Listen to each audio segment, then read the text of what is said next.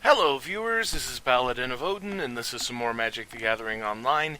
This is another episode of the Standard Commentary Series, and it looks like we have either Colossus Aggro or Aetherflux Reservoir versus probably Marvelous Energy. Now, the thing about the Colossus Aggro Aetherflux Reservoir is that recently I've seen a lot of decks running both of them, since there's no real drawback to having them both in your deck, because, Aetherflux Reservoir is a 4-cost artifact, so that costs down the Colossus by 4, and then, theoretically, once you get up high enough, the Colossus is basically free, which means you can cast more of them in a single turn, bounce them back to your hand, cast them again, build up the reservoir count, so either you punch them in the face with a 10-10 or multiple 10-10s, or you can build up your life total and then dome them for 50 damage, or, a combination of both, depending on how the situation reveals itself. It's a very robust deck list. Now, unfortunately for Marvelous Energy, the Marvel only found him a Voltaic Brawler instead of, his big, giant, scary bomb, Emrakul. But that's good news for Colossus. Colossus throws down Foundry Inspector, which is effectively a 4 reduction on the Colossus because it's a 3-drop, and it makes all of your artifact spells cost 1 less. So 2, 4, 6, 10. So it's a 1-drop right now. Glassblower's Puzzle Knot.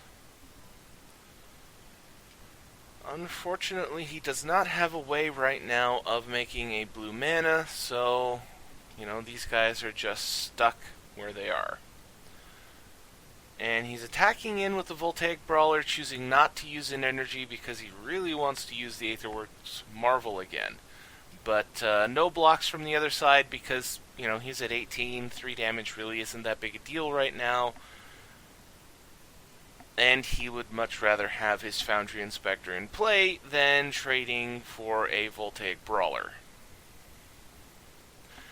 But Energy decides, I'm not going to let you keep that. Harness Lightning for 2 damage, nets him 1 more energy towards his Marvel, and slows down the Colossus a lot. And Cultivator's Caravan. Well, that's another effective 4. So he's basically in the same exact position. And that's basically all he can do this turn. Unless he had a Colossus in hand, in which case Cultivator's Caravan would tap for the 1 mana he needs, but it looks like either he doesn't have it or he's waiting for a more opportune time to use it. Bristling Hydra. That'll put his energy up to 8, allowing him to activate the Marvel. And what has he got? Kozilek. Okay then. If you have fewer than 7 cards in hand, draw cards equal to the difference. So, hand size is up to 7. 12/12 Menace, and he has the possibility of discarding a card to counter a spell. Now he can buff up the Brawler because why not? He's already hit gold with the Marvel, and it's time to start putting some damage to the face. So 4 more damage takes him down to 11. Hedron Archive. Okay. So, Metalwork Colossus comes down for free. He's going to need to cast more than just 1 Metalwork Colossus. Spatial Contortion to kill off the Hydra while he can't give it hexproof.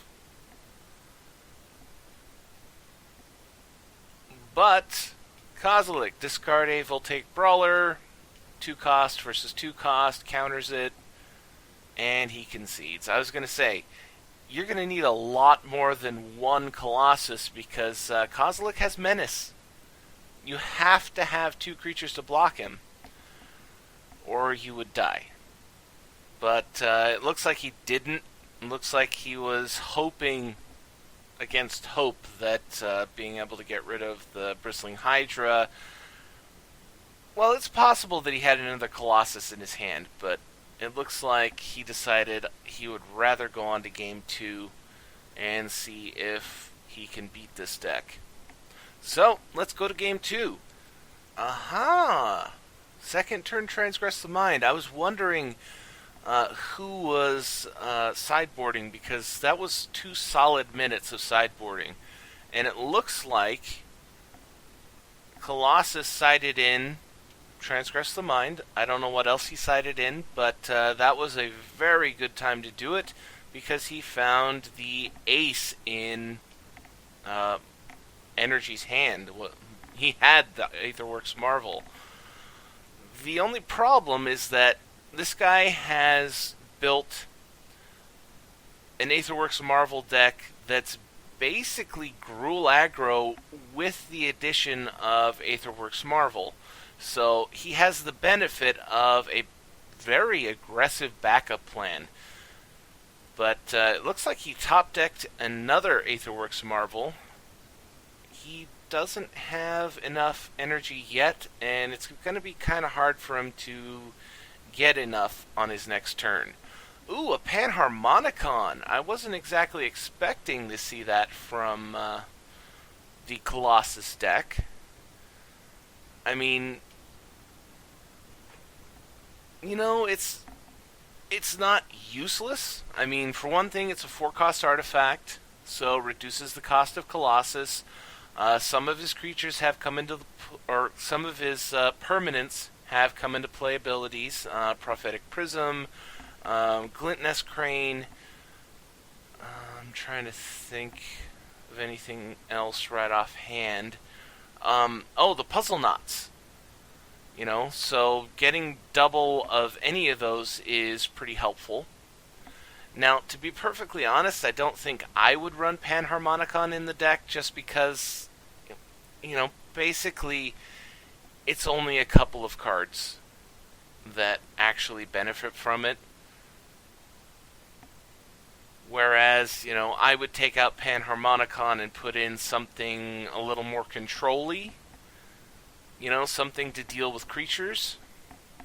Since, you know, your only real defense against decks like this deck, you know, these aggressive early aggro decks, is, you know, maybe chump blocking, you know, gain life from Aetherworks Marvel, or Aetherflux Reservoir, sorry, works really well. Oh. Okay, I mean, Ulamog is a pretty bad card to be faced against, especially when you only have 3 cards in hand and your board isn't that great. But, you know, it's not the end of the world. But, you know, I can see why he conceded. But back to what I was saying, you know, I would want something to help control these against these decks, since there are so many of them in Standard right now.